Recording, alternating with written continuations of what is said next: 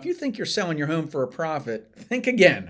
Today I'm exposing 8 shocking costs that could actually steal thousands and possibly even tens of thousands of dollars from your pocket.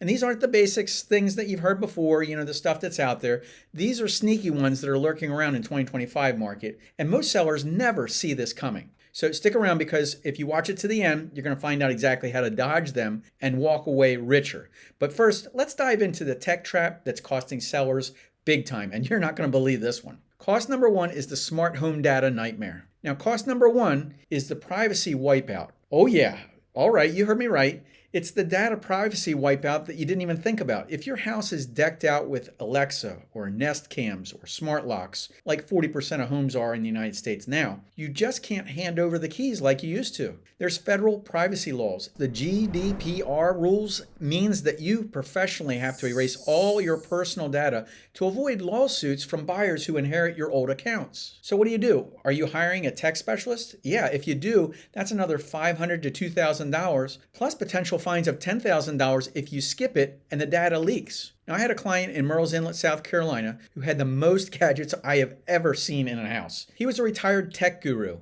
Everything in the house was totally automated.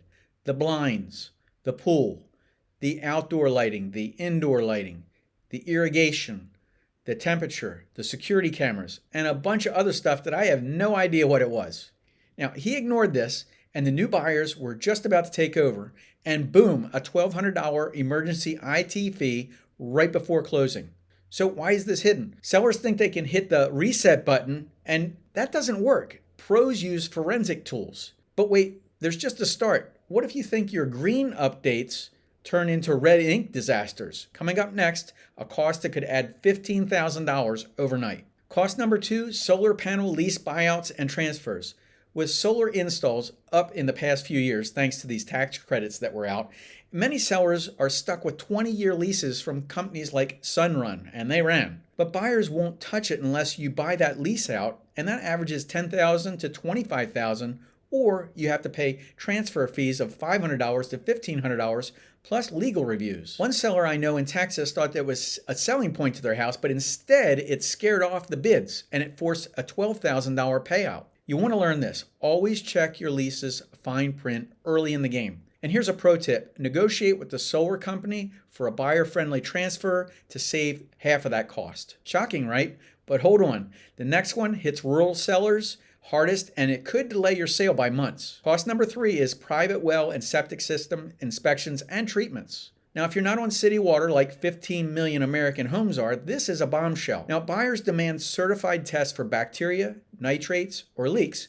costing $300 to $800 per inspection. But if you fail it, treatments can run $5,000 to $20,000 for a new septic field or well liners. In my experience, a county client that we had discovered arsenic traces mid-sale. It was $8,500 to fix, and it lost the buyer. Why is this hidden? If you lived in the city, if you didn't live in the rural before, a lot of rural people ignore this. They just don't know. So you want to get a pre-sale test yourself for $400 and negotiate fixes right up front. But that's mild compared to what's next. Environmental hazard that turns your dream home into a toxic money pit. Cost number four, radon and asbestos mitigation. Now, older homes, I'm talking pre-1980, often hide these, and radon gas in basements or asbestos in insulation, the testing is $150 to $300, but positive test results? That means $1,000 to $5,000 for radon vents, or $3,000 to $10,000 for asbestos remediation removal from certified pros. You just can't do it yourself. Now, EPA data shows that 1 in 15 homes has high radon. And a seller in Colorado that I advised, they paid $4,200 after a buyer's inspection had flagged it. But here's a shocking twist. Some states, they mandate disclosure with fines if you don't do it. So you want to avoid this by testing early and using it as a bargaining chip to your negotiation. Whew, breathing easier, right? Not yet. There's a government rezone for your property that could slap you with the next hidden fee. Cost number five, flood zone reclassifications and insurance hikes. Hey, with all the changes in 2025, FEMA is updating the maps and they're putting more homes into high-risk zones. If your home is rezoned and if it gets hit during the sale and a buyer's demand flood insurance transfers or subsidies, that's going to cost you $1,000 to $5,000 in premiums or even elevation certifications. Now, a Florida seller lost $3,800 covering a full year's policy after a surprising rezoning that they didn't even know about. Hidden because maps change so quickly, so check FEMA's site before listing your home for sale. Now here's a pro move. You want to get a flood certification for $200 to prove low risks and attract more bids. But imagine discovering illegal additions on your property. Now here's our next shocker, and it could cost you big in penalties. Cost number 6, penalties and unpermitted work discoveries. Yeah, that DIY bathroom or deck that you did years ago.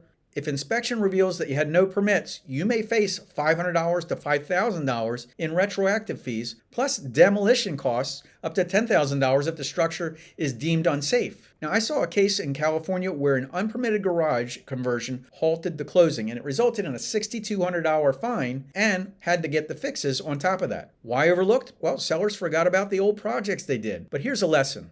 Hire a permit auditor for $300, and this resolves the issues early in the game. Now this next one's for electric vehicle crowd, and it's charging up some serious unexpected bills. Cost 7, the EV charger installation, removal, and transfers. Yep, EV ownership, your level 2 charger might seem like a perk for your house, not for everybody.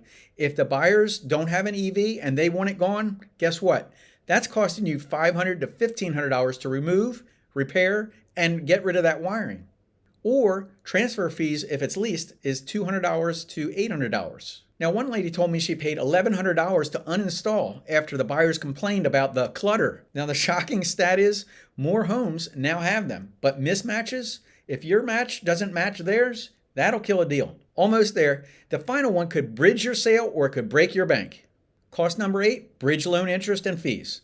Now, selling before buying, these short-term loans for your new down payment can hide 1 to 2% of origination fees plus 8 to 10% interest, adding $2,000 to $10,000 if your old home lingers on the market. 2025 rates are volatile. Now, one seller I know racked up $4,500 in extra interest over 2 months. Hidden in the fine print were extension fees. So avoiding the timing of the sale perfectly or using a HELOC instead, it's cheaper at about 7%. Now, these are shocking costs that could really derail your sale. Everything from smart data wipes to bridge loan bombs, these hidden hits add up fast. Total potential, $10,000 to $50,000 eaten away from your profit. So you need to be prepared. Was any of this helpful? Let me know in the comments. Let me know what your biggest shock that has popped up if you've ever sold a house before. And go ahead and subscribe to this channel for more super helpful tips. Sell smart, folks. See you in the next video. Take care.